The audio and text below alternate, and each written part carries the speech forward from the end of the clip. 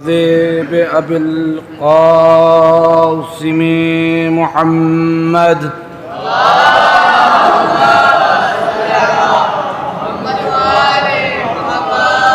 وعلى آل بيته وعترته الطيبين الطاهرين المعصومين المنتخبين المنتجبين الذين أذهب الله عنهم الرجس وطهرهم تطهيرا.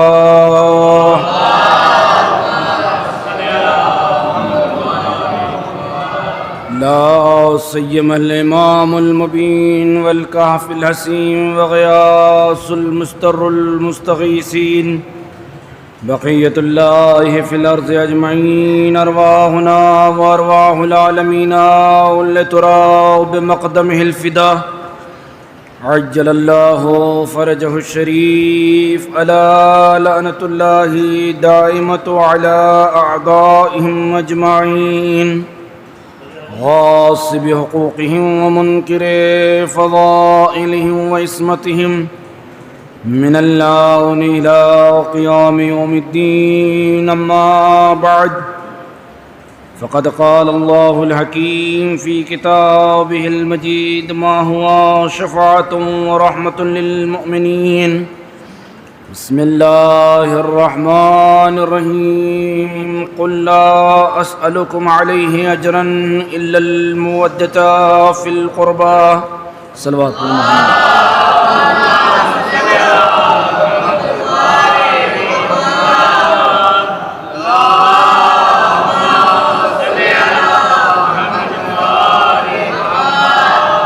عزیزان گرامی قدر، عزاداران سید الشہداء، ایام عزا ہے اور مومنین کے جو دل ہیں، جو قلوب ہیں، جو اذہان ہیں، سب کے سب کربلا کی طرف ہیں. اور یقیناً جیسے جیسے زمانہ گزرتا جائے گا، جیسے جیسے شب و روز گزرتے جائیں گے، یہ جو حرارت ہے مومنین کے دلوں میں یہ انشاءاللہ بڑھتی ہی جائے گی، کم نہیں ہوگی. اس لیے کہ یہ ہمارے اور آپ کی بات نہیں ہے، بلکہ یہ قول پیغمبر اکرم صلی اللہ علیہ وآلہ وسلم ہے.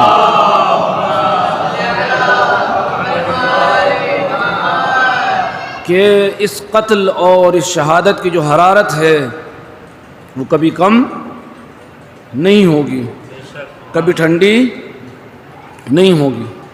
اور یقیناً صبح سے لے کر شام تک آپ مسلسل امام حسین علیہ السلام کا غم منا کر یہ جو اجر رسالت ادا کر رہے ہیں، یہ ایک شرف ہے کہ جو خداوند عالم نے آپ کو عطا کیا ہے. بہت زیادہ عزاداری امام حسین علیہ السلام کے سلسلے میں جو روایات موجود ہیں اس میں اتنا سمجھ لے کہ جب بھی ہلال ماہ محرم طلوع ہوتا ہے تو جو بھی جیسے بھی عزاداری امام حسین میں خدمت پیش کرتا ہے انشاءاللہ شہزادی کونین سلام اللہ علیہ اس کو قبول کرے گی. اگر کوئی ذاکر ذکر کر رہا ہے، اگر کوئی مدحخاں جو ہے مدحخانی کر رہا ہے، اگر کوئی مرثیہ خان مرثیہ پڑھ رہا ہے تو یقیناً یہ دل نازنین حضرت زہرا سلام اللہ علیہ کے لیے مرہم ہوگا.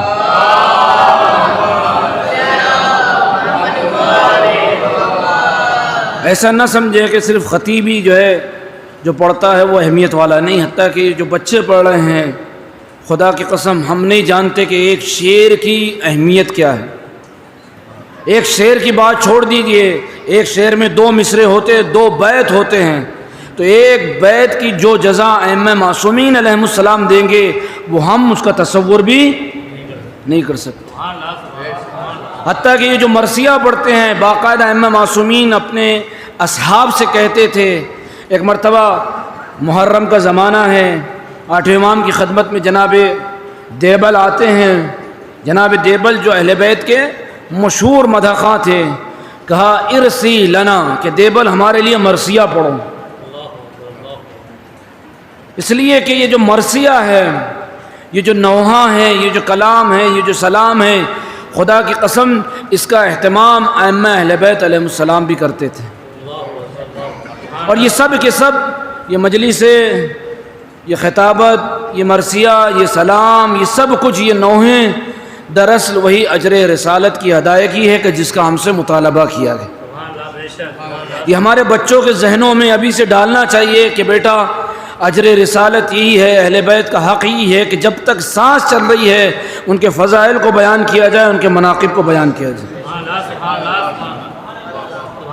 اور عزیزان گرامی، چونکہ گفتگو ہماری اجر رسالت پر ہو رہی تھی، تو اجر رسالت کہ جو اہل بیت سے نبی نے مودت اور محبت کا مطالبہ کیا تھا، تو ایسا نہیں کہ بعد پیغمبر یہ لوگوں نے ادا نہیں کیا، نہیں، بلکہ خود حضور کی زندگی میں بھی کچھ حادثات ایسے ہوئے ہیں کہ جس سے یہ پتہ چلتا ہے کہ اجر رسالت خود حضور کی زندگی میں ادا نہیں کیا گیا. چونکہ آج مجھے اپنے نوجوان بچوں کو، اپنے ہمسن اور اپنے کمسن بھائیوں کو جو بتانا ہے کہ دیکھیے جو تاریخ میں کردار ہے، جتنی بھی شخصیتیں ہیں، بالخصوص تاریخ اسلام میں، ہمیں کیا کہنا ہے اس کے بارے میں ایک الگ چیز ہے، لیکن معلومات سب کے بارے میں ہونا چاہیے، اور خصوصاً آنے والی نسلوں کو معلوم ہونا چاہیے کہ تاریخ اسلام میں کیسے کیسے کردار گزرے ہیں. اس لیے ایسا نہ ہو کہ آج سے 50 سال بعد کل کے جو بڑے بڑے ڈاکو، گنڈے اور بڑے بڑے اسلام کے چور، ان کو اتنا مقدس بنا دیا جائے کہ لوگ ان پر بھی صلوات پڑھنے لگے یا صلوات بھیجنے لگے. لہٰذا ابھی سے اپنے بچوں کے ذہنوں میں ان کے کردار کو بتاتے چلیں کہ کردار کیا ہے. یہی اجر رسالت کی ادائیگی ہے کہ جو واقعاً کردار ہے اس کو پیش کریں. دیکھیے کسی بھی شخصیت کی عظمت اپنی جگہ پر، اس کی اہمیت اپنی جگہ پر، اس کی منزلت اپنی جگہ پر، اس کا احترام اپنی جگہ پر. ہم احترام کے قائل ہیں، ہم عزت کے قائل ہیں. ہم تو ایک جانور کا بھی احترام کرتے ہیں، چونکہ ہمارا دین ہمیں احترام سکھاتا ہے. آج میں اپنے نوجوان بچوں کو جہاں لے جانا چاہتا ہوں کہ ہمارے یہاں شخصیت پرستی نہیں ہے. یہ اور مذاہب ہے کہ جہاں شخصیت پرستی ہوتی ہے، نہیں، ہمارے یہاں معیار کردار ہے. اگر کردار ہے تو وہ لائق احترام ہے، اگر کردار نہیں ہے تو چاہے جو شخصیت ہو، نبی کا بیٹا ہو، نبی کی بیوی ہو، نبی کا بھائی ہو، یا نبی کا رشتہ دار ہو، یا جس محلے سے، جس ملک سے، جس مقام سے تعلق رکھتا ہے، اگر مکے کا رہنے والا بھی ہے، اگر کعبے کے قریب بھی رہتا ہے، اگر اس کے پاس کردار نہیں ہے تو لائق احترام. تو ہمارے ہاں شخصیت پرستی، قوم پرستی، نسل پرستی، یہ سب نہیں ہے. اسلام نے سب کا خاتمہ کیا آ کر، ہے نا. نیپوٹزم، جتنی چیزیں ہیں، نسل پرستی نہیں ہے، رنگ پرستی نہیں ہے، قوم پرستی نہیں ہے، فرقہ پرستی نہیں. اسلام نے ہمیں ایک معیار دیا ہے کہ کسی بھی شخصیت کا کردار دیکھو، اس کا عمل دیکھو، اس کا تقویٰ دیکھو، اس کا ایمان دیکھو. اگر یہ 4 چیزیں ہیں تو اگر ایک ادنابی غلام ہے تو لائق احترام ہے یا نہیں؟ اگر ایک ادنا غلام بھی ہے، ایک معمولی انسان بھی ہے، اگر چاروں چیزیں ہیں تو ہمارے لیے لائق احترام ہے. لیکن اگر یہ چاروں چیزیں نہیں ہیں تو اگر نبی کی بزم میں بیٹھنے والا بھی ہے یا نبی کے گھر میں رہنے والیاں بھی ہے تب بھی لائق احترام نہیں ہے. احترام، عزت، اس کا معیار جو قرآن نے بیان کیا کیا ہے؟ انما اکرمکم عند اللہ اتقاکم. خدا کی کسی سے رشتہ داری نہیں ہے۔ خدا نے کہا خدا کی نظر میں وہی مکرم ہے، وہی معظم ہے، وہی باعزت ہے، وہی با احترام ہے، وہی باعث عزت ہے کہ جس کے پاس تقویٰ ہے۔ قرآن نے بھی یہی معیار دیا، نبی نے بھی یہی معیار دیا، لا فرق بین العرب والعجم الا بالتقوی۔ نبی نے کیا کہا کہ نہ عرب میں فرق ہے، نہ عجم میں فرق ہے، نہ کالے میں فرق ہے، نہ گورے میں فرق ہے، نہ حتیٰ کہ آپ فرماتے ہیں کہ قریش میں اور ایک معمولی غلام میں کوئی فرق ہے، الا بالتقوی۔ یعنی یہ قرآن کا بھی معیار، نہ قوم، نہ قبیلہ، نہ نسل، نہ خاندان، نہ فرقہ، کچھ بھی نہیں، ایک ہی معیار ہے عزت اور احترام کا، وہ ہے تقوی الہی۔ نبی نے بھی یہی معیار قرار دیا، قوموں کو، نسلوں کو، رنگوں کو، تمام کے تمام حتیٰ کہ صنفوں کو بھی نبی اکرم نے پابند نہیں بنایا، بلکہ کہا اگر صنف کو بھی دیکھنا ہے، اگر عورت با تقوی ہے تو وہ لائق احترام ہے، اگر مرد با تقوی ہے تو وہ لائق احترام ہے۔ صنف کی بھی کوئی قید نہیں رکھی، یعنی تقوی کا معیار قرآن کی نظر میں، خدا کی نظر میں، نبی کی نظر میں، اسلام کی نظر میں، دین کی نظر میں اگر کوئی ہے تو وہ کیا ہے؟ تقوی ہے، ایمان ہے، کردار ہے اور عمل ہے۔ یہ معیار میں آپ کو اس لیے بتا رہا ہوں تاکہ یہ معیار قرآنی معیار ہے، یہ قرآنی معیار نبی کی زبان پر جو جملے جاری ہوئے ہیں یہ نبی معیار بتا رہے ہیں کہ دیکھو ہمارے یہاں احترام کا ایک ہی معیار ہے۔ اور قرآن مجید آپ پڑھتے جائیے تو قرآن مجید نے بھی اس معیار کو کئی ڈھکے چھپے الفاظ میں اور کئی واضح الفاظ میں بیان کیا۔ آپ نے سورہ تحریم کا نام سنا ہوگا، قرآن کا مشہور و معروف سورہ ہے سورہ تحریم۔ تحریم کے کیا معنی ہوتے ہیں؟ حرام کرنا یا حرام ہونا۔ اچھا اس پورے سورے کا پس منظر کیا ہے؟ اپنے بچوں کو بتا دیتے کہ سورے کا شان نزول بھی پتہ چلے۔ کہتے ہیں کہ ایک مرتبہ حضور اکرم صلی اللہ علیہ وآلہ وسلم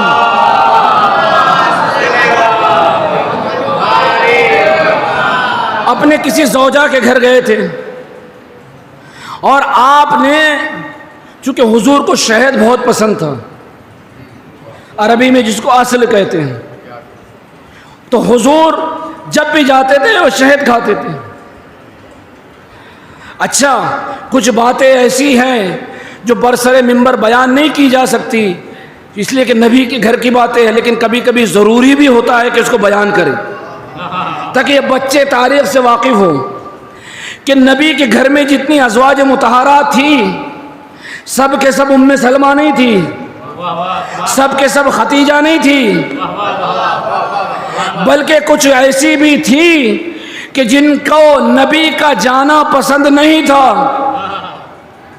یہ حقیقت ہے تاریخ کی۔ کہتے کہ جب نبی گئے، یہ سورہ تحریم کا شان نزول آپ پڑھ لیجئے جس تفسیر میں بھی آپ کو پڑھنا ہے، اور نبی جب شہد کھا کر آئے تو دو خواتین، دو معظمات، دو محترمات نبی کی زوجہ ایسی تھی کہ جو گھر میں پہلے سے یہ سازش رچ چکی تھی، یا یوں کہا جائے کہ یہ پلان تیار کر چکی تھی کہ جب نبی گھر میں آئیں تو کہنا کہ آپ کے منہ سے معاذاللہ بو آ رہی ہے۔ میں آپ کو ایک جملہ کہنا چاہتا ہوں کہ تاریخ اسلام پڑھ لیجئے، کسی بھی تاریخ کو، چاہے سنی ہو شیعہ ہو، کہ نبی کے لعاب دہن کی یہ تاثیر تھی کہ جہاں نبی تھوک دیتے تھے وہاں مشک و عنبر کی خوشبو آتی تھی۔ اگر نبی صرف تھوکتے تھے تو لعاب دہن سے مشک و عنبر کی خوشبو آتی تھی۔ تمام مورخین نے لکھا، لیکن گھر میں کیا پلاننگ ہو رہی ہے کہ ذرا سوچئے کہ جس کے لعاب دہن سے مشک و عنبر کی خوشبو آتی تھی، کیا معاذاللہ اس کے منہ سے بدبو آئے گی؟ آپ تصور کر سکتے ہیں؟ جس کے لعاب دہن میں اتنا اثر تھا۔ تو کہ جب حضور آئے تو کہہ دینا کہ آپ کے منہ سے معاذ اللہ. ایک عرب میں جس طرح سے ہمارے یہاں گوند ہوتی ہے تو عرب میں ایک چیز ہوتی ہے مغافیر، اس کو کہتے ہیں مغافیر، جیسے ہمارے یہاں درختوں کی گوند ہوتی ہے. اور یہ بہت ہی جب انسان اس کو کھاتا ہے تو اس کے منہ سے بہت بدبو آتی ہے. تاریخ سنیں کہ یہ مغافیر ایسی ہے جب کوئی کھا لے تو اس کے منہ سے بدبو آتی ہے. اچھا حضور اکرم جب گھر میں تشریف لائے تو یہ بڑی والی محترمہ تھی آگے بڑھی اور ایک مرتبہ منہ پر کپڑا رکھ لیا. یا رسول اللہ آپ یہ کیا کھا کر آئے ہیں، آپ کے منہ سے بدبو آ رہی ہے.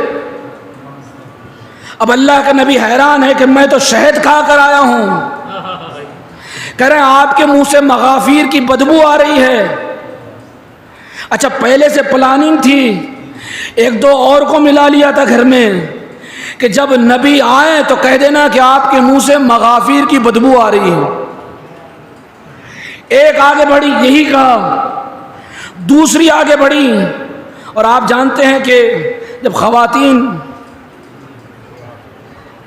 میں برائی نہیں کر رہا ہوں لیکن بہت بڑا جملہ کہہ رہا ہوں کہ جب یہ مکر و فریب پر آ جائے تو شیطان کا مکر و فریب بھی اس کے آگے کمزور نظر آتا ہے.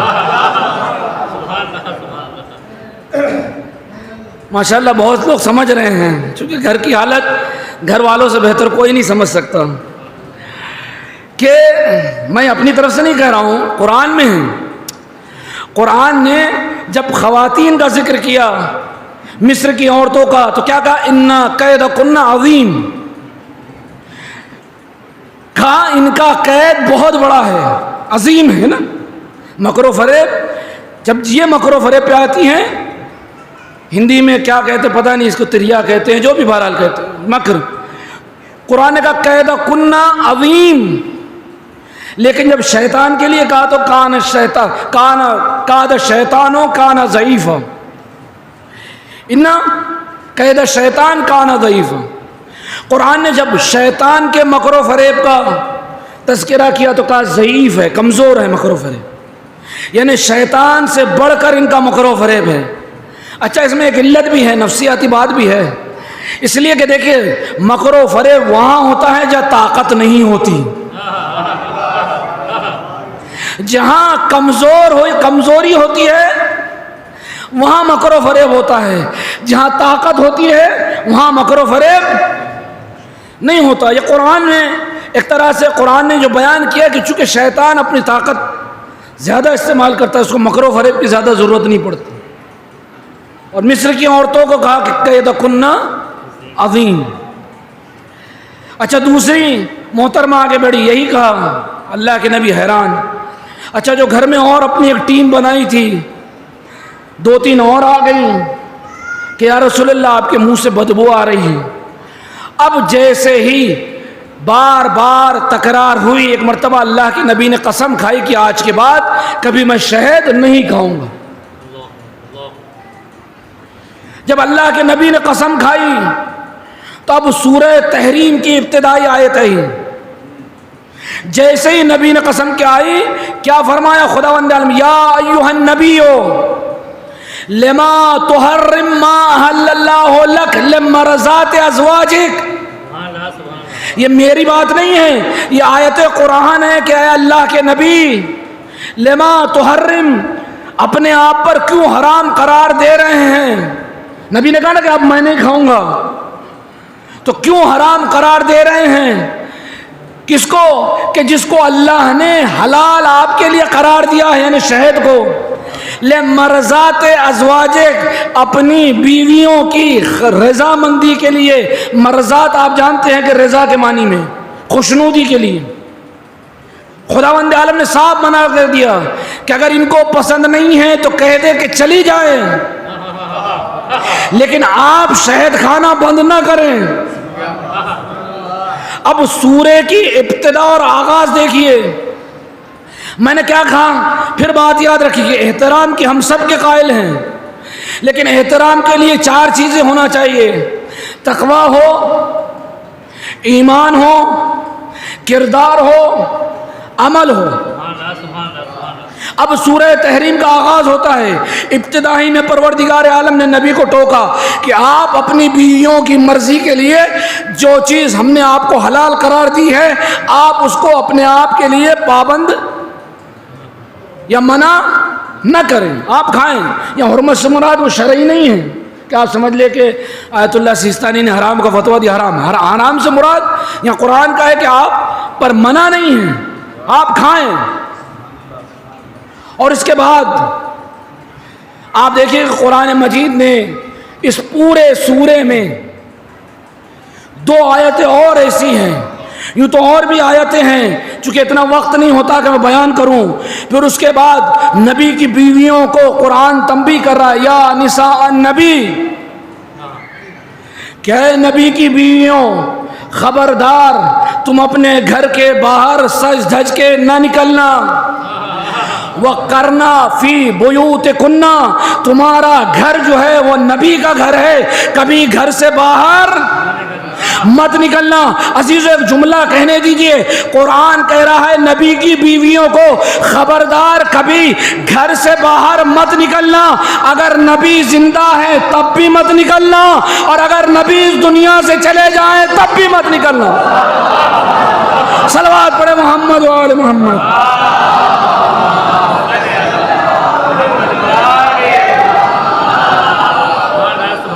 وَقَرْنَا فِي بُيُوتِكُنَّ, تم نبی کی بیویاں ہو لہذا نبی کے گھر میں ہی بیٹھی رہو.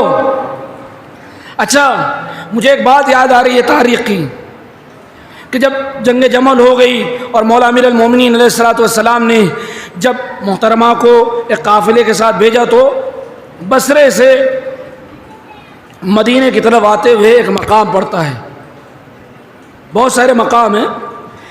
قصر بنی خلف ایک بستی ہے, وہاں جو ہے پورا قافلہ ٹھہرا ہوا تھا. ادھر مولا امیر المومنین علیہ السلام نے اپنے عزیز قریب ترین, جس کو تمام امت اسلامی حبر الامہ کہتا ہے, حبر الامہ جناب عبداللہ ابن عباس, ان کو بھیجا کہ جائیں آپ احترام کے ساتھ ان کو گھر تک روانہ کریں, ان کو سمجھائیں. جناب عبداللہ ابن عباس قصر بنی خلف پر آئے. قرآن نے کیا کہا کہ نبی کی بیویوں تمہارا گھر نبی کا گھر ہے, نبی کے گھر سے باہر مت آنا, اب آ چکی ہیں. تو جناب عبداللہ ابن عباس کوئی معمولی انسان نہیں ہیں, علی کے شاگرد ہیں, مفسر قرآن ہیں, اور اہل سنت کہتے ہیں کہ حبر الامہ امت کی سیاہی ہے, بے شمار حدیثوں کے ناقل ہیں. اب جیسے ہی یہ خیمے میں پہنچے تو ایک مرتبہ محترمہ چراغ پا ہو گئی, بگڑ گئی, چونکہ علی کے شاگرد تھے, لہذا فوراً یہ کہہ دیا کہ اے عبداللہ ابن عباس کیا تم نے قرآن نہیں پڑھا؟ کس کو کہہ رہی ہیں؟ مفسر قرآن کو, حافظ قرآن کو. کیا تم نے قرآن نہیں پڑھا کہ نبی کے گھر میں اس طرح سے کوئی بغیر اجازت چل کر نہیں آتا؟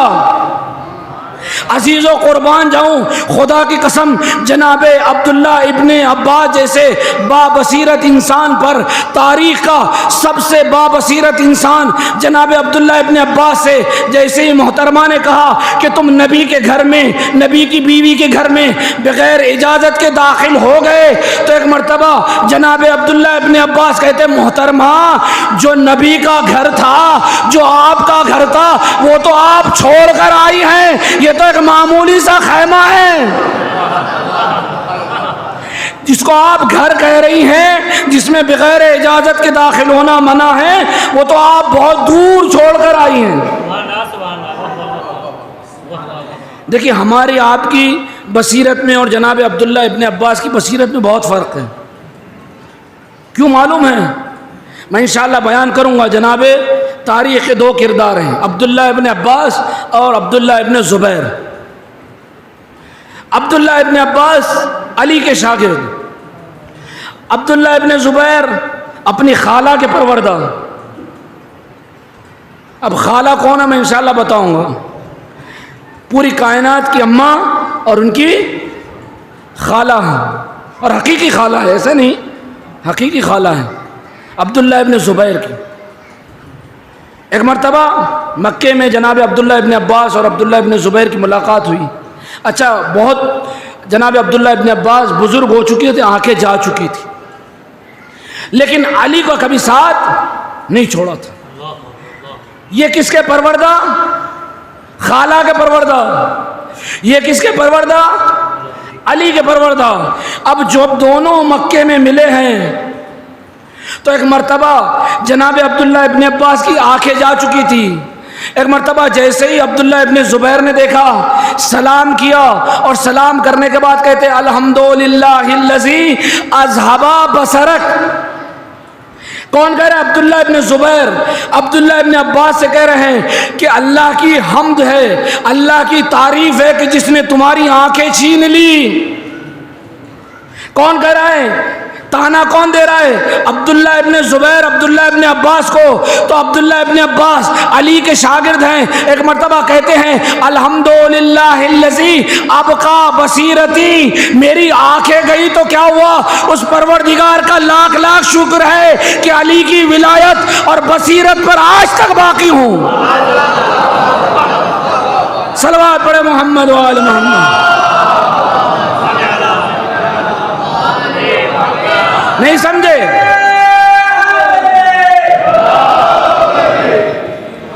بصارت گئی تو کیا ہوا؟ بصیرت باقی ہے۔ تم بصارت پہ رو رہے ہو، یہاں بصیرت باقی ہے کہ علی کی ولایت پر اب تک باقی ہو۔ اور یہ جو عبداللہ ابن زبیر تھے نا، یہ تاریخ کے سب سے بگڑے ہوئے اور پروردہ تھے، چونکہ خالہ نے پرورش کی تھی بغض علی پر۔ اسی لیے تاریخ میں جو دو کردار ہمارے نوجوان بچے سنتے، ایک کا نام ہے طلحہ اور ایک کا نام ہے زبیر۔ یہ جو زبیر بن عوام تھے، جو جمل میں شہید ہو گئے، یوں کہا جائے کہ مار ڈالے گئے، جو بھی کہیں، کچھ لوگوں کا یہ ہے کہ وہ شہید ہو گئے، لیکن ہمارا عقیدہ ہے کہ وہ مارے گئے۔ لیکن ان کی ابتدا بہت اچھی تھی، اسی لیے ہم ہمیشہ دعا کریں کہ پروردگار جب ہم مریں اس دنیا سے جائے تو اہل بیت کی محبت کے ساتھ جائے۔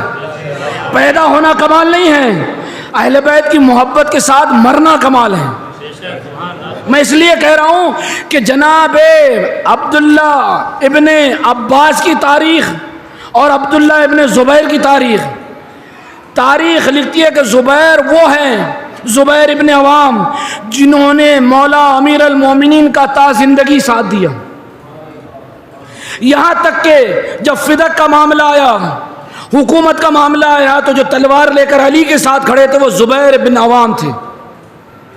لیکن جب ان کا بیٹا پیدا ہوا تو چونکہ بیوی مر چکی تھی، بیٹے کو خالہ کے ہاں بھیج دیا تھا۔ اب خالہ نے بغض علی پر بیٹے کی پرورش کی تو بیٹا اتنا بہکا ہوا تھا، اتنا بد کردار تھا کہ اس نے باپ کو بھی بہکا دیا۔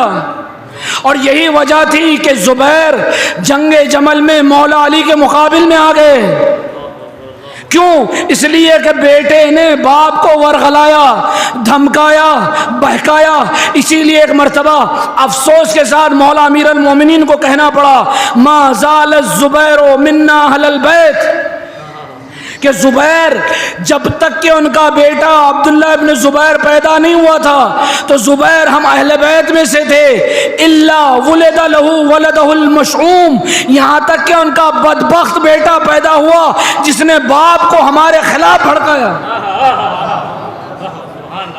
تو یہ بیٹا خالہ کا پروردہ تھا، اور یہ خالہ جو ہے بے انتہا علی و فاطمہ اور حسنین سے نفرت کرتی تھی۔ اس کا سب سے بڑا ثبوت علامہ سید مرتضی عسکری صاحب لکھتے ہیں، بہت مشہور محقق ہیں، کہ شام سے ایک غلام خرید کر محترمہ نے اپنے گھر میں بلایا تھا جس کا نام عبد الرحمن تھا، اور کہا کہ اس کا نام جب لیتی ہوں تو میرا دل بہت خوش ہوتا ہے، اس لیے کہ اس کے نام سے مجھے قاتل علی کا نام یاد آتا ہے۔ ذرا آپ سوچیں کہ کتنی عداوت تھی علی سے، کہ علی کا نام لینا پسند نہیں تھا، علی کا وجود پسند نہیں تھا۔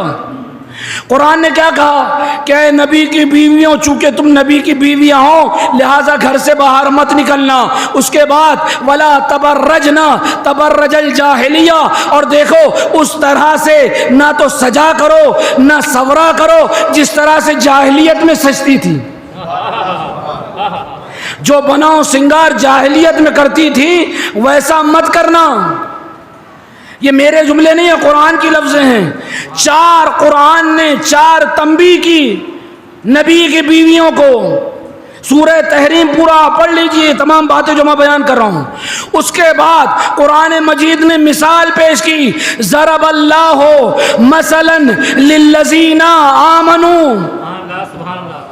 کہ جو لوگ ایمان لے آئے، مومنین کے لیے خدا 2 عورتوں کی مثالیں پیش کر رہا ہے۔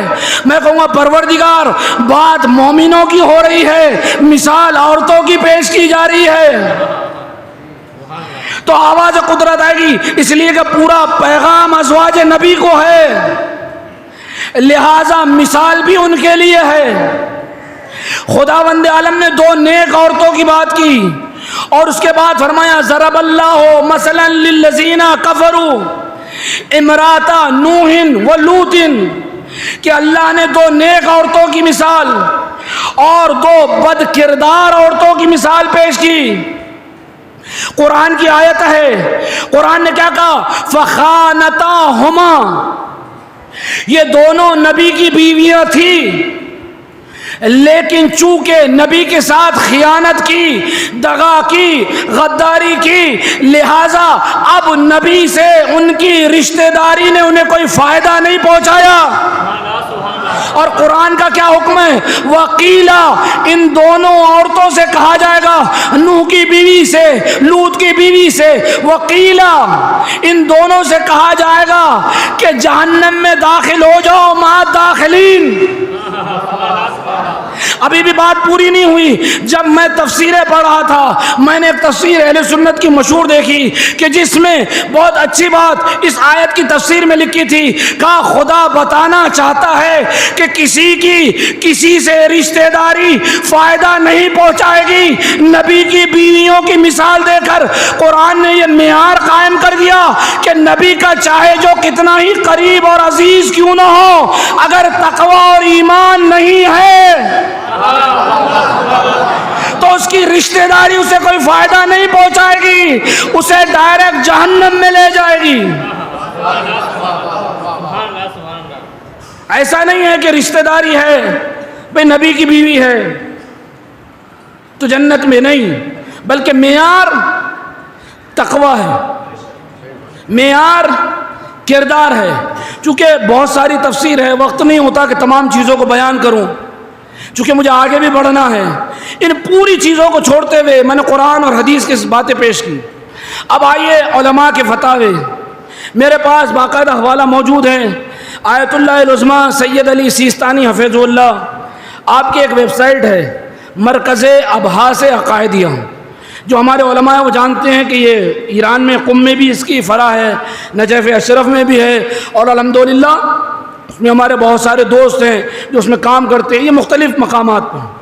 اس میں جو عقائد کے سوالات ہیں وہ جوابات دیے جاتے ہیں۔ تو ایک موضوع تھا کہ امہات المؤمنین بین الاخذ والرد، چونکہ پورا سورہ تحریم آپ لوگوں نے علماء سے سنا ہے، وہاں بھی معیار ایک ہے، تقوی، کردار، عمل، ایمان۔ رشتہ داری، قربت کوئی فائدہ نہیں پہنچائے گی۔ جب ان سے پوچھا گیا کہ آپ ان آیتوں کی تفسیر بتائیے کہ جو سورہ تحریم کی ہے کہ اس کا کیا معنی ہے، اس کا مفہوم کیا ہے، تو آیت اللہ سیستانی کی جو ویب سائٹ ہے آپ اس کا جواب سن لیں کہ فالخصوصیہ، کہ نبی کی بیویوں کی جو عظمت ہے، نبی کی بیویوں کی جو عظمت ہے، جو احترام ہے، جس کو قرآن نے بیان کیا ہے، یہ کس بنا پر ہے؟ کہتے ہیں کہ مشروطۃ بالتقوی، کہ قرآن نے سب کچھ احترام عزت سب کچھ جو رکھا ہے وہ تقوی کی شرط کے ساتھ ہے. نہیں سمجھے آپ کہ جو کچھ نبی کی بیویوں کا عزت ہے احترام ہے قدر ہے منزلت ہے وہ مشروطۃ بالتقوی وہ تقوی کے ساتھ ہے. پھر اس کے بعد ایک جملہ فرماتے ہیں فمن خالفت هذه الشروط چاہے نبی کا جو بھی رشتہ دار ہو اگر وہ ان شرطوں کی مخالفت کرے یعنی اگر اس کے پاس تقوی نہ ہو ایمان نہ ہو کردار نہ ہو عمل نہ ہو تو کہتے ہیں کہ یہ جو ہے اگر مخالفت ہے تو تمام کے تمام جو خصوصیت احترام منزل ہے سب کے سب ختم ہو جاتی ہے. سقطت هذه الخصوصیہ کہتے ہیں کہ یہ جتنی بھی خصوصیت ہے احترام ہے عزت ہے سب کچھ ہے یہ کس بنا پر ہے رشتہ داری کی بنا پر نہیں قربت کی بنا پر نہیں بلکہ تقوی کی بنا پر ہے. آپ شاید اگر قرآن پڑھے تو اور واضح ہو جائے گا کہ یہ احترام یقیناً ہم قائل ہیں ہر ایک کا احترام کرنا چاہیے لیکن معیار کیا ہے تقوی ہے. جب ہم یہ کہتے تو کہتے کہ نہیں قرآن نے تو کہا کہ یہ ازواج نبی ہیں اور ازواج نبی امہات المومنین ہیں لہذا لائق احترام ہے. یہ کہتے ہیں نہیں سب. آپ قرآن پڑھیے قرآن میں آیت ہے کہ النبی اولا بالمومنین من انفسہم کہ نبی اولا ہیں کس سے مومنین سے من انفسہم ان کے نفسوں سے زیادہ. اسی لیے تو پیغمبر نے کہا تھا فمن کنت مولا فعلی مولا ہے نا کہ نبی اولا بھی تصرف ہے ہمارے نفسوں پر ہم سے زیادہ حق رکھتے ہیں. یہ قرآن کا فیصلہ النبی اولا بالمومنین من انفسہم وازواجہ امہاتہم کہ جو ازواج نبی ہیں وہ مائیں ہیں امت کی. اب آپ آیت اللہ سیستانی کی ویب سائٹ پہ جائیے دیکھ لیجئے کسی بھی شیعہ تفسیر میں دیکھ لیجئے کہ آخر قرآن نے ام المومنین کیوں کہا ہے. بھائی ایک طرف تو قرآن کہہ رہا ہے کہ رشتہ داری کو مت دیکھو قربت کو مت دیکھو اور عزت کا جو معیار قرار دیا ہے وہ تقوی ہے کردار ہے عمل ہے ایمان ہے. تو پھر یہاں نبی کی بیویاں چاہے جس کردار کی ہو چاہے جس عمل کی ہو چاہے جس طرح کی ہو کیا ہم ان کا احترام ام المومنین سمجھ کے کرتے رہیں کا ایسا نہیں ہے. قرآن نے ام المومنین کہا کیوں دیکھیے آیت اسی وقت سمجھ میں آئے گی جب شان نزول آپ پڑھیں. سنی شیعہ سیوطی در منصور جتنی بھی تفسیر آپ دیکھ لیجئے اس آیت کی تفسیر میں وازواجہ امہاتہم کہ اس میں لکھتے ہیں کہ ایک مرتبہ ایک صحاب نے پیغمبر کے سامنے یہ خیال ظاہر کیا تھا کہ جب حضور اس دنیا سے چلے جائیں گے تو وہ فلاں محترمہ سے شادی کر لیں گے. اور ایسا 2-3 مرتبہ حضور کے سامنے لوگوں نے اظہار کیا یہ مفسرین نے لکھا. تو حضور کو اس سے اذیت ہوئی. ظاہر سی بات ہے کہ کسی بھی غیرت دار انسان کو تکلیف ہوگی. حضور کو بھی تکلیف ہوئی کہ ابھی میں زندہ ہوں اور لوگ میرے مرنے کی دعائیں کر رہے ہیں یا تمنائیں کر رہے ہیں اور کہہ رہے ہیں کہ مرنے کے بعد فلاں محترمہ سے ہم شادی کریں گے. اور باقاعدہ نام بھی لکھا ہے طلحہ ابن عبید اللہ جس نے حضور کے سامنے یہ اظہار کیا تھا. تو اب جب پیغمبر کو اذیت ہوئی تو ہمارے نوجوان بچے جانتے ہیں کہ جب ہمارے یہاں نکاح کا مسئلہ ہوتا ہے تو ہر ایک سے نکاح نہیں ہوتا بلکہ وہ کچھ لوگ ایسے ہیں کچھ ایسی خواتین ہیں کہ جو ہمارے لیے حرام محبت ہے کبھی شادی نہیں ہو سکتی. ان میں سب سے جو ازہر ہے اول ہے وہ ہے ماں کہ جس سے کبھی شادی نہیں ہو سکتی کسی بھی حالت میں نہیں ہو سکتی.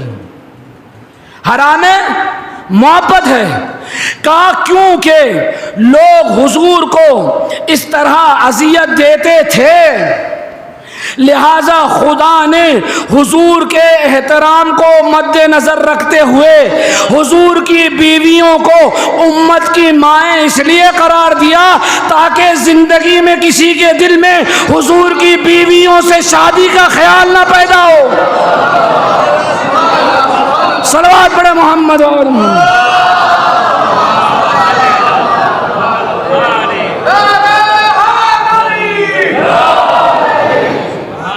یہ میں اپنی طرف سے نہیں کہہ رہا ہوں، یہ تفسیروں کی بات ہے، تفسیر در منصور ہے، سیوطی ہے، جتنی بھی ہے تفسیر آپ دیکھ لیجئے اس آیت کی کہ یہ صرف حرمت جو ہے کس لیے تھی تاکہ ماں اگر کہہ دیا تو اب زندگی بھر ان سے شادی نہیں ہو سکتی، لہذا قرآن نے اس لیے تاکہ پیغمبر کو اذیت نہ ہو، پھر کوئی یہ خیال ظاہر نہ کرے، لہذا ماں کہا ہے، ورنہ اگر نبی کی بیویاں بھی ہے تو اسی وقت لائق احترام ہیں جب وہ اپنے حدود میں رہیں۔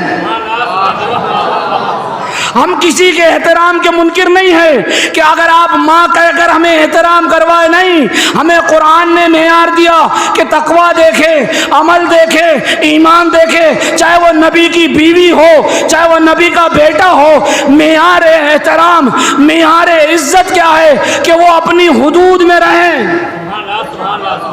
اگر حدود میں ہیں تو لائق احترام ہیں، بلکہ لائق صد احترام ہیں، لیکن اگر حد سے نکل جائے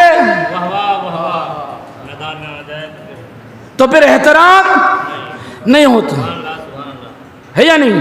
دنیا میں بھی ہوتا ہے یا نہیں؟ بھئی آپ ماشاءاللہ سے یہاں سے لے کر پورا کے پورا علاقہ بنارس تک چلے جائیے، ایک ندی بہتی ہے جو بہت محترم ہے یا نہیں؟ سب ماں کہتے ہیں، ماں کہہ کر احترام کرتے ہیں، عزت کرتے ہیں، وہاں سے حتیٰ کہ دور دور سے آپ علاقوں سے کہاں کہاں سے لوگ پوری دنیا سے آتے ہیں، ماں کے پاس آتے ہیں، اس کے قدموں کو چومتے ہیں، اس کا پانی پیتے ہیں، اس میں نہاتے ہیں، یہاں تک کہ لے جاتے ہیں تاکہ مرنے کے بعد پاک ہو جائیں، سورگ میں چلے جائیں۔ چند سال پہلے ایک مرتبہ جب سیلاب آیا بنارس یا الہ آباد میں، تو عالم دین نے نقل کیا کہ جب سیلاب آیا تو ظاہر سی بات ہے کہ جب پانی بڑھتا ہے تو پہلے تو پانی کم ہوتا ہے، لیکن جب بارش زیادہ ہوتی ہے تو دریا کا پانی، ندی کا پانی بڑھتا جاتا ہے۔ تو اس ماں کہ جو ندی ہے اس میں بھی پانی بڑھنے لگا، اتنی کثرت سے بارش ہوئی، اتنا پانی بڑھنے لگا کہ اب ندی سے پانی نکل کر گھروں میں جانے لگا، پانی ندی سے لے کر گھروں میں جانے لگا، گھروں میں گھسنے لگا، گھروں میں بھرنے لگا۔ اب لوگ بھاگنے لگے، گھر چھوڑ کر بھاگ رہے ہیں۔ ہم نے کہا کل تک تو ماں کے قدموں میں جاتے تھے، آج ماں گھر میں آئی ہے، احترام کیوں نہیں کرتے، عزت کیوں نہیں کرتے، سر پہ کیوں نہیں بٹھاتے، آنکھوں پر کیوں نہیں بٹھاتے؟ کہا مولوی صاحب جب تک ماں اپنی حد میں تھی، قابل احترام تھی، حد سے باہر نکل آئی۔ صلوات پڑھے محمد وآل محمد۔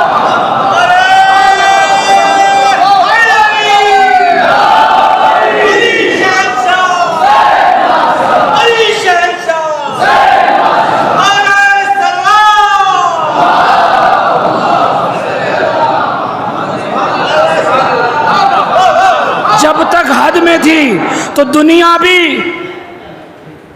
احترام حد دیکھ کر کرتی ہے یا نہیں؟ بھئی آپ کسی کو چچا کہہ رہے ہمارے چچا ہے، بزرگ ہے، اور پتہ چلا بزرگ آپ کو گالیاں ہی دے رہے ہیں۔ آپ احترام کر رہے ہیں، عزت کر رہے ہیں، کیوں کر رہے ہیں؟ بزرگ ہیں، بڑے ہیں، اور یقیناً کرنا چاہیے، عمر کے اعتبار سے احترام کرنا چاہیے، لیکن جب تک بزرگ اپنی حد میں ہیں۔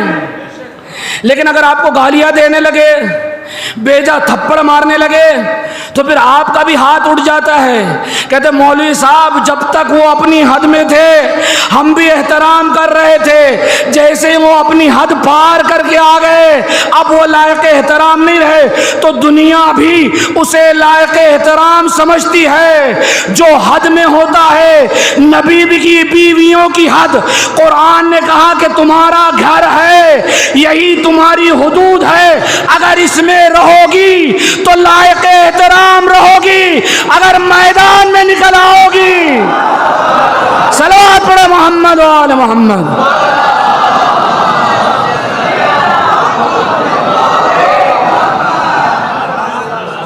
جب تک حدود میں ہو, چار دیواری میں ہو.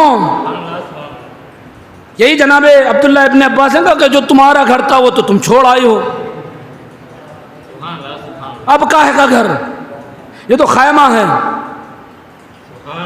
تو لائق احترام ہے جب تک حد میں ہے. لیکن یہ محترمہ تمام حدود کو پار کر کے میدان میں آئی, اور آئی بھی تو کیسے, نبی پہلے ہی پیشن گوئی کر چکے تھے. ایک کتاب ہے, اس کو آپ لوگ چونکہ عربی میں ہے, شاید پتہ نہیں فارسی میں ہے, قبلہ جانتے ہوں گے بزرگان ہمارے, کہ کتاب السبعۃ من السلف, علامہ فیروز آبادی صاحب کی. یہ علامہ مرتضیٰ عسکری صاحب کو آپ پڑھ لیجئے, انہوں نے پوری تاریخ محترمہ کی لکھی ہے, بہت بڑے ایران کے محقق ہیں. جناب علامہ فیروز آبادی کہتے ہیں, آپ سنیں, کہ جس وقت ابھی پیغمبر کا زمانہ ہے, بہت دور ہے جنگ جمل, ایک مرتبہ پیغمبر نے اپنی تمام بیویوں کو جمع کیا اور باقاعدہ کہا کہ تم میں سے وہ کون ہیں کہ جس پر حواب کے کتے بھونکیں گے. اے کاش مجھے معلوم ہو جاتا, جبکہ پیغمبر جانتے تھے لیکن شرمندہ نہیں کرنا چاہتے تھے, اس لیے کہ گناہ سے پہلے کسی کو سزا نہیں دی جاتی.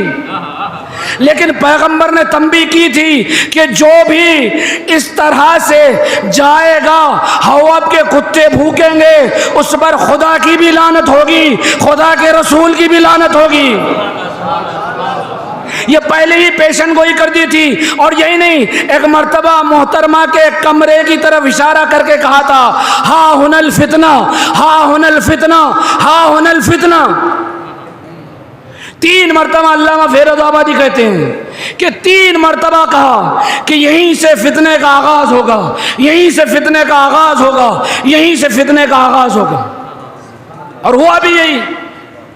کل تک کہہ رہی تھی کہ یہودی کو قتل کر دو, کل تک جب درہم و دینار تیسرے خلیفہ سے نہیں مل رہا تھا تو اس کو ناسل کہہ رہی تھی, یہودی کہہ رہی تھی قتل کر دو. اور جب وہ قتل کر دیا گیا تو ابھی اسی کا کرتا لے کر ساری دنیا میں پھرا جا رہا ہے کہ یہ مظلوم مارے گئے ہیں. اب اس سے بڑا کوئی فتنہ ہو سکتا ہے؟ یہ پیغمبر کی پیشن گوئی تھی, ہا ہن الفتنہ. اچھا, جناب عبداللہ ابن عباس کہتے کہ یہ محترمہ اتنی بہت زیادہ آگے تھی کہ نبی کی ازواج کو جو حق ملا ہے. ایک عربی میں جناب عبداللہ ابن عباس کا شعر ہے کہ لقد تسی من الکل, کہ لقد تسی من السمن وبالکل تملکتی, کہ جو تمہارا حق ہے. آپ جانتے ہیں کہ جو تقسیم ہوتی ہے میراث کی, علماء آپ کو بتائیں گے کہ جب میراث کی تقسیم ہوتی ہے تو اولاد ہے تو بیوی کو کتنا ملے گا, اگر اولاد نہیں ہے تو بیوی کو کتنا ملے گا. تو یہ پوری تقسیمات موجود ہیں. چونکہ نبی کی 9 بیویاں تھیں اور 9 میں بھی چونکہ بیوی اگر اولاد ہے تو 8واں حصہ پاتی ہے, اور 8ویں میں بھی 9 بیویوں میں تقسیم ہوتا ہے. لیکن جناب عبداللہ ابن عباس کیا کہتے ہیں کہ تمہارا جو حق تھا وہ تو تم نے لیا ہی, لیکن ساتھ ساتھ میں جو دوسروں کا حق تھا, پورے گھر پہ نبی کے قبضہ کر لیا تھا نا. کہتے وہ بالکل تملکتی، تم نے صرف اپنا حصہ نہیں لیا، کل کے کل کو تم نے اپنے قبضے میں لے لیا۔ اور اس کے بعد ایک عجیب جملہ فرماتے ہیں، کیا کہتے ہیں کہ وہ بالکل تملکتی، کہ تم نے تمام کے تمام پر قبضہ کر لیا۔ اس کے بعد فرماتے ہیں کہ تجملتی، کہ تم اونٹ پر بھی بیٹھی۔ یہ میرا نہیں ہے، جناب عبداللہ ابن عباس صحابی رسول کہہ رہے ہیں کہ تجملتی، تم اونٹ پر بھی بیٹھی، تبغلتی، تم خچر پہ بھی بیٹھی، وَإِنْ عِشْتِ، خدا کی قسم اگر تم زندہ رہتی، تفیلتی، تو میرا یقین ہے کہ تم ہاتھی پر بھی سوار ہو جاتی۔ صلوات پڑھے محمد و آل محمد۔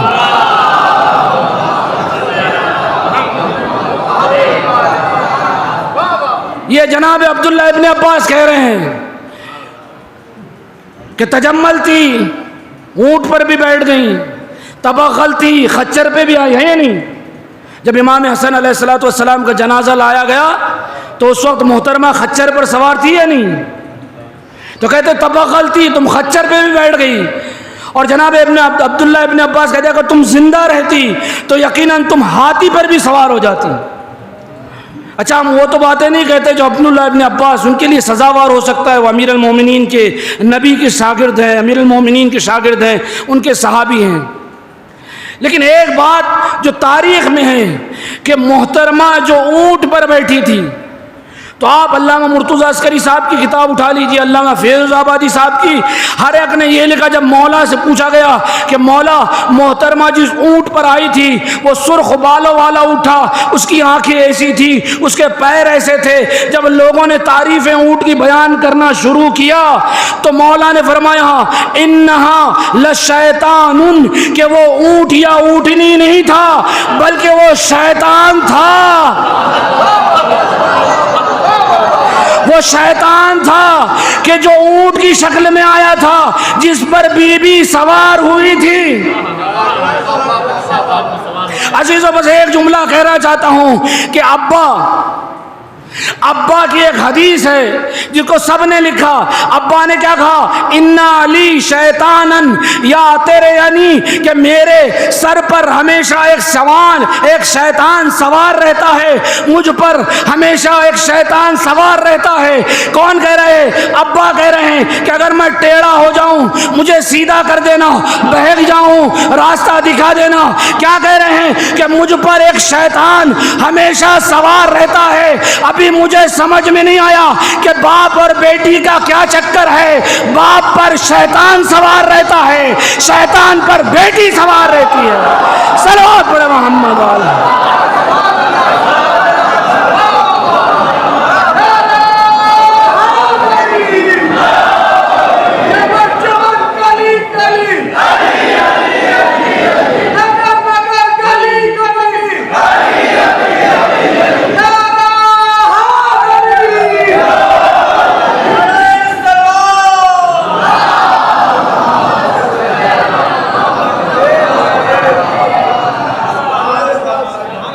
تو احترام سب کا کریں، لیکن معیار تقویٰ ہے، ایمان ہے، کردار ہے، عمل ہے۔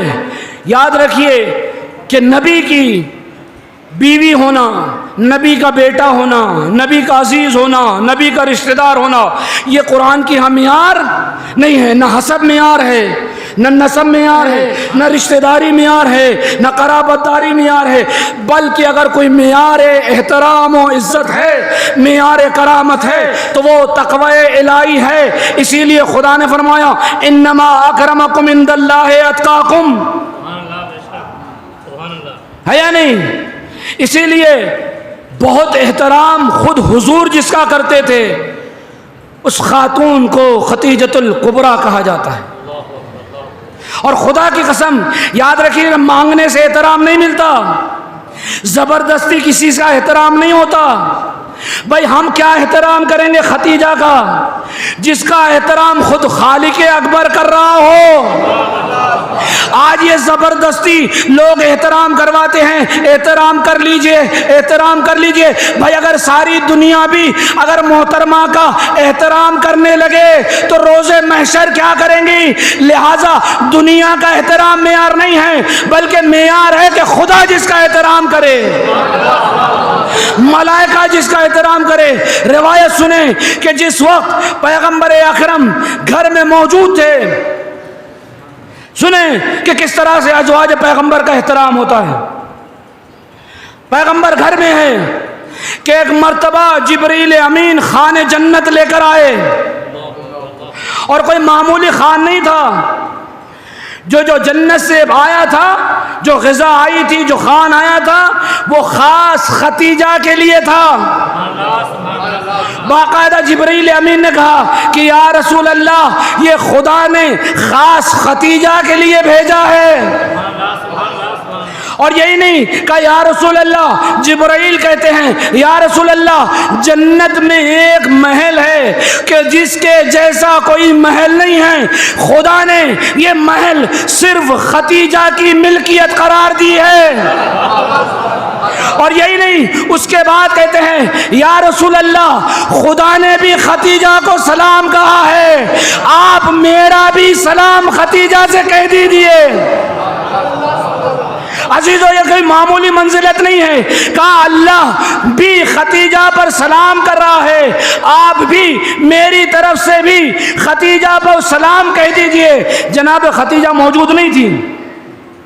جب جناب ختیجہ آئی، اللہ کے پیغمبر نے خان کو پیش کیا، ختیجہ لو یہ خاص غذا خدا نے تمہارے لیے جنت سے بھیجی ہے۔ اور اس کے بعد کہا کہ ختیجہ، خدا نے تم کو سلام بھیجا ہے، اور خدا کے ساتھ ساتھ جبرائیل بھی تمہیں سلام کر رہے ہیں۔ اب جیسے جناب ختیجہ نے سنا، ایک مرتبہ زبان مبارک میں جملے تھے، اللہ السلام ومنہ السلام وعلیہ السلام وعلی جبرائیل منی السلام، کہ خدا نے جب مجھے سلام کہا ہے تو خدا بھی سلام ہے، سلام اسی کی طرف پلٹتا ہے، سلام اسی کے لیے ہے، اور جبرائیل پر بھی میرا سلام ہو۔ یہ احترام ہوتا ہے کہ جس پر خدا بھی سلام کہلوا ہے، ورنہ زبردستی رشتے جوڑنے سے عزت نہیں ملتی۔ اسی لیے تاریخ لکھتی ہے کہ جس وقت جناب ختیجہ صلوات اللہ علیہ کا انتقال ہوا، خدا کی قسم تاریخ میں ایسا اشار کائنات کی کسی بیوی کا نہیں ہے جو جناب ختیجہ کا ہے، کہ جس وقت آپ کا پیغمبر سے عقد ہوا، اس وقت پیغمبر کے پاس کوئی گھر نہیں تھا، آپ اپنے چچا کے گھر رہتے تھے، لیکن جس وقت عقد ہوا ہے تو جناب ختیجہ نے پیغمبر کو کہا کہ یا رسول اللہ اپنے گھر چلیے۔ تو رسول کہتے ہیں کہ میرا کوئی گھر نہیں ہے، میرے چچا کا۔ ختیجہ نے کہا وہاں نہیں، میرے گھر چلیے۔ اور عزیزو جملہ سنیں، خدا کی قسم تاریخ میں کسی بیوی کا اتنا ایثار نہیں ملتا۔ یہ نہیں کہا یا رسول اللہ یہ میرا گھر ہے آپ چلیے، کہا نہیں، ھذا بیتک یا رسول اللہ، یہ جو میرا گھر ہے آج سے میرا گھر نہیں ہے، یہ آپ کا گھر ہے، وانا جاریتک، اور آج سے میں مالک نہیں، آج سے آپ کی کنیز ہوں۔ یا رسول اللہ انا جاریتک، یہ گھر بھی آپ کا ہے اور یہ کنیز بھی آپ کی ہے۔ یہ ایثار تھا۔ اسی لیے جب محترمہ کو غصہ آیا تھا اور کہہ رہی تھی کہ یا رسول اللہ خدا نے تو آپ کو بڑی پیاری پیاری نازک بیویاں عطا کی، حسین و جمیل، آپ کیوں بوڑھی کے لیے غم کر رہے ہیں، کیوں غم کر رہے ہیں، آنسو بہا رہے ہیں؟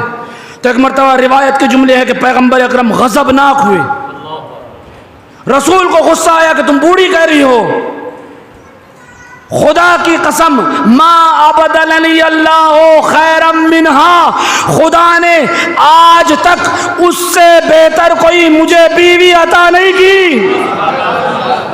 یہ کون کہہ رہا ہے؟ جناب ختیجہ کے لیے پیغمبر کہہ رہے ہیں سقیدہ ختیجہ اس دنیا میں زندہ نہیں ہے. خدا کی قسم ختیجہ سے بہتر کوئی بیوی مجھے خدا نے عطا نہیں کی، اس لیے کہ ختیجہ مجھ پر اس وقت ایمان لے کر آئی جب پوری کائنات مجھ پر ایمان نہیں لائی تھی. یہ اس وقت ایمان لائی تھی جب پوری کائنات مجھ سے دور تھی، مجھے جھٹلا رہی تھی، اس وقت ایمان لائی تھی. اس وقت میری مدد کی تھی جب میرے پاس کچھ نہیں تھا.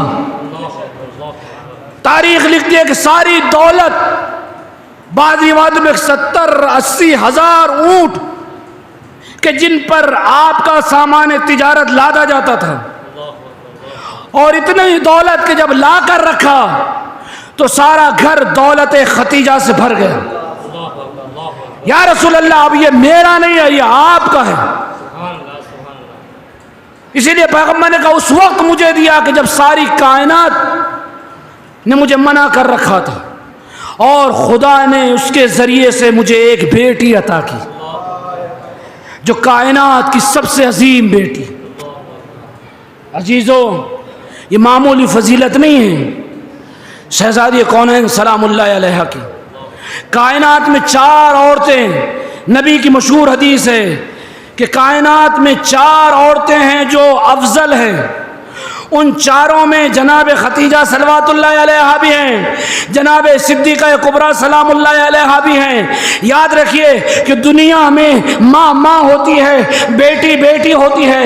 کوئی بھی بیٹی اپنی ماں سے افضل نہیں ہوتی، لیکن سلام و صدیقہ طاہرہ پر نبی کہتے ہیں کہ کائنات کی 4 عورتیں افضل ہیں، اور ان 4 میں میری بیٹی فاطمہ سب سے افضل ہے. اتنی عظیم خاتون کی ماں کا نام ہے ختیجۃ الکبریٰ. اور جب انتقال ہوا ہے پیغمبر اکرم اتنا روئے ہیں، اتنا روئے ہیں، اور تا زندگی جب تک زندہ رہے ختیجہ کو یاد کرتے تھے. عزیزو یاد رکھیے کہ یہ اہل بیت کے گھرانے والے، جو بھی ان کے ساتھ ہے، جو بھی ان کے ساتھ احسان کرتا ہے، جو بھی ان کے ساتھ نیکی کرتا ہے، یہ اسے فراموش نہیں کرتے.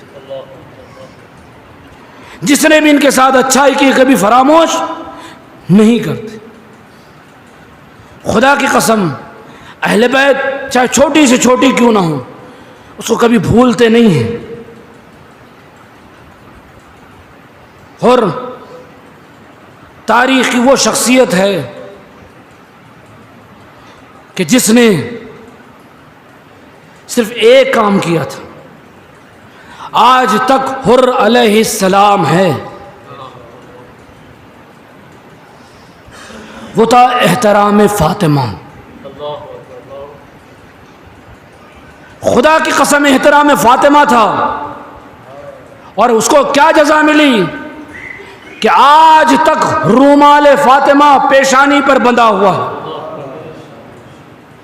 ایک زمانے میں عراق میں جہاں آج جناب حر کی قبر ہے، وہ پورا کہ پورا محلہ آج پکا ہو چکا ہے. ایک زمانہ ایسا تھا کہ پورا کہ پورا علاقہ کچا تھا، اور اکثر جو فرات کا جو پانی ہے وہ کبھی جب بہت زیادہ بارش ہوتی تھی یا پھر اور علاقوں سے پانی آتا تو اکثر مزار میں داخل ہو جاتا. کہتے کہ ایک مرتبہ قبر کو کھودا گیا تاکہ قبر کو وہاں سے منتقل کیا جا سکے، جنازے کو وہاں سے منتقل کیا جا سکے. پورا کے پورا مزار پانی میں ڈوب چکا تھا. کہتے کہ جب قبر کھودی گئی تو جسم بالکل تر و تازہ تھا. اور اس وقت جو عالم دین تھے، مجھے چونکہ بالضبط نام یاد نہیں ہے، شاید سید مرتضی علم الہدیٰ تھے یا سید رضی تھے، ان دونوں بزرگان میں سے کوئی تھا. ان کو بلایا گیا، اور جب ان کو لایا گیا تو آپ نے کہا کہ یہ حر ابن یزید رہائی کیا جس میں آتا ہے. لوگوں نے کیا دیکھا کہ جسم تر و تازہ ہے اور پیشانی پر آج بھی رومال فاطمہ بندھا ہوا. جب ان سے کہا گیا کہ رومال کو ہٹا لیا جائے، اتنے سال ہو گئے ہیں، تاریخ لکھتی ہے کہ جب رومال ہٹایا گیا تو پیشانی سے تازہ خون بہنے لگا. جناب سید مرتضیٰ یا رضی کہتے کہ نہیں، یہ جناب زینب کی امانت ہے، یہ سیدہ کا رومال ہے، یہ صرف حر کے لیے ہے، لہذا دوبارہ اسے پیشانی پر باندھ دیا جائے۔ عزیزو دوبارہ پیشانی پر رومال باندھ دیا گیا، حر کو دوبارہ دفن کیا گیا۔ میں کہوں گا حر تم پر سلام ہو کہ تمہاری قسمت اتنی اچھی تھی کہ زندگی میں تمہارے لیے فاطمہ کا رومال جناب زینب کے ہاتھوں ہدیے میں ملا۔ عزیزو یہ احترام سیدہ کے بنا پر تھا، اس لیے کہ جب حر آئے تھے اپنا لشکر لے کر تاکہ حسین کا راستہ روکیں، تو تاریخ یہ لکھتی ہے کہ حر چونکہ سپہ سالار تھے، ابن زیاد نے لشکر کے ساتھ بھیجا تھا، امام حسین علیہ السلام سے گفتگو کی کہ آپ کو یا تو بیعت کرنا ہے یا میرے ساتھ چلنا۔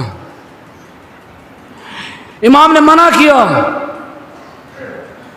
تو ایک مرتبہ تاریخ لکھتی ہے کہ جب حر نے لجام فرس میں ہاتھ ڈالا تو امام نے ایک جملہ کہا تھا کہ حر تیری ماں تیری غم میں روئے۔ یہ عرب میں یہ جملہ کوئی معمولی جملہ نہیں سمجھا جاتا تھا۔ اگر کسی کو یہ کہا جائے کہ تیری ماں تیرے غم میں روئے تو جو غیرت دار عرب تھے ان کے لیے گالی تصور کیا جاتا تھا، اس لیے کہ یعنی گویا تم مر جائے اس دنیا میں نہ رہے۔ لیکن جب حر نے سنا تو ایک مرتبہ نظروں کو جھکا لیا، یا ابن رسول اللہ، میں بھی پلٹ کر وہی کہتا لیکن کیا کروں، آپ کی ماں سیدہ کونین صدیقہ طاہرہ ہے، میں اتنی بڑی گستاخی نہیں کر سکتا۔ اللہ اکبر، حر بھی سمجھتا تھا کہ سیدہ کا مرتبہ کیا ہے۔ عزیزو بات آئی امام حسین علیہ السلام حر کے ساتھ 2 محرم کو کربلا میں وارد ہوئے۔ 2 محرم سے لے کر جب محرم میں امام پر پانی بند ہوا تب تک حر یزیدی لشکر میں تھا، لیکن جیسے جیسے تاریخ گزر رہی تھی حر کا دل ایک مرتبہ بے چین ہو رہا تھا، یہاں تک کہ مورخین لکھتے ہیں کہ جب 9 محرم کی رات آئی حر کا دل بہت بے چین ہو گیا، ساری رات جاگ کر گزاری۔ ایک طرف ننھے ننھے بچوں کی آواز آ رہی تھی، خیام حسینی میں بچے لطش کر رہے تھے۔ جزاکم ربکم خیر الجزا۔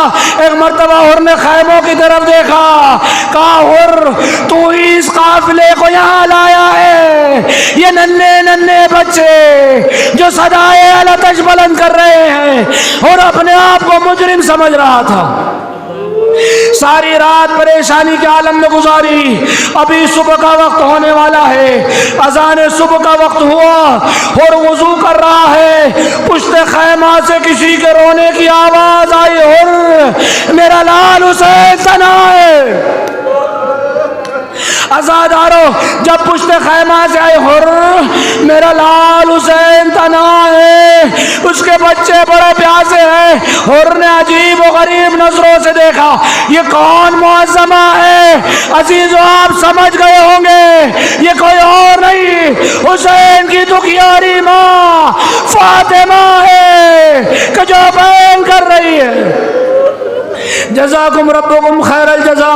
عزیزو خدا آپ کو کوئی غم نہ دے سوائے غم حسین کے۔ اب جب صبح نمودار ہوئی حر نے فیصلہ کیا کہ حسین کے لشکر کی طرف جانا ہے، حسین سے معافی طلب کرنا ہے، لہذا حر نے اپنے بھائی کو بلایا، بیٹے کو بلایا، غلام کو بلایا اور پیغام دیا کہ میں حسین کی طرف جا رہا ہوں۔ عزیزو حر چلا، تاریخ لکھتی ہے کہ جب حر چلا ہے تو کس طرح سے چلا ہے، آنکھوں پر پٹی بندھی ہے، ہاتھ بندھے ہوئے ہیں۔ اللہ اللہ، حر کو احساس شرمندگی اتنا ہے کہ میں اپنی آنکھوں سے حسین کی آنکھیں نہیں ملا سکتا۔ اگر ننھے بچوں کی طرف نگاہ پڑ گئی تو کیا کہوں گا؟ اپنے ہاتھوں کو باندھا، آنکھوں پر پٹی باندھی، اب جب ہر چلے، بیٹا بھی چلا، بھائی بھی چلا، غلام بھی چلا، اب جب حسین نے یہ دیکھا، عباس جاؤ میرا مہمان ہر آ رہا ہے، جا کر استقبال کرو۔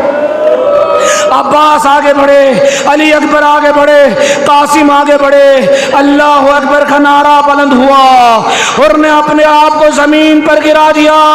حسین آگے بڑھے، اور کو اٹھایا، گلے سے لگایا، اور تو حسین کا مہمان ہے۔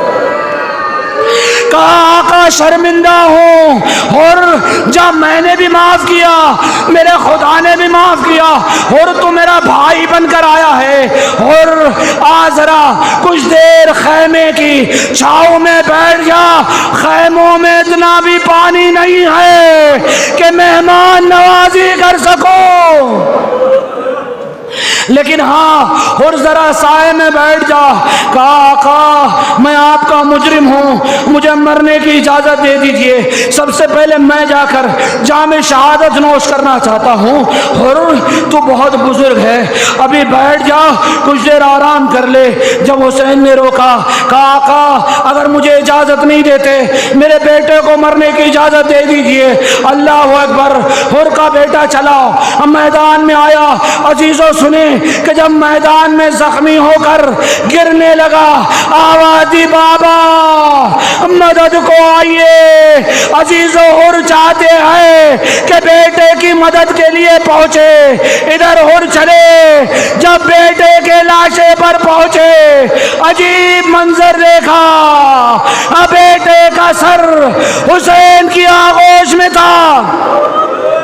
حر حسین، اللہ اکبر، حر نے عجیب منظر دیکھا، جوان بیٹے کا سر حسین کی آغوش میں دیکھا۔ آقا آپ نے آنے کی زحمت کیوں کی؟ کہا حر جوان بیٹے کا لاشا ضعیف باپ نہیں اٹھا سکتا، میں کہوں گا مولا جس وقت علی اکبر کو برچھی لگے گی اور آپ کربلا میں آئیں گے، جوان بیٹے کا لاشا ضعیف باپ ہوگا، آواز دیں گے آؤ بنی ہاشم کے بچوں، بوڑھے باپ سے جوان کا لاشا نہیں اٹھتا۔ انا للہ و انا الیہ راجعون، رضم بقضائہ و تسلیما لامرہ، الہی بحق زہرہ، الہی بحق زہرہ، الہی بحق زہرہ، ماتم حسین۔